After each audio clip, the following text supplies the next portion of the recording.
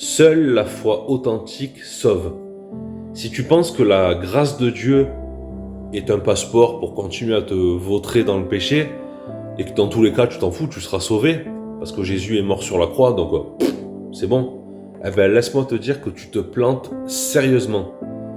Seule une foi authentique sauve.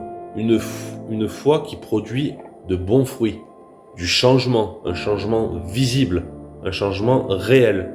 C'est cette foi en notre Seigneur Jésus qui sauve. Quelqu'un qui prétend avoir la foi, mais qui continue à volontairement vivre dans le péché, n'a pas une foi authentique. C'est une foi de façade, ce ne sont que des mots, et ce n'est pas les mots qui vont te sauver. Paul le dit dans Romains au chapitre 6, versets 11 à 14. De la même manière, vous aussi considérez-vous comme morts pour le péché, et comme vivants pour Dieu en Jésus-Christ notre Seigneur.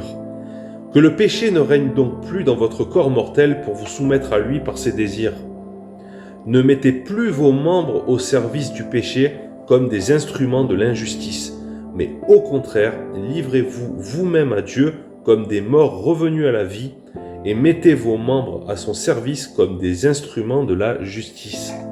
Dans Jacques, au chapitre 2, verset 17, il est clairement dit « La foi, si elle n'a pas les œuvres, est morte en elle-même. » C'est pas une foi morte qui va te sauver, c'est une foi réelle.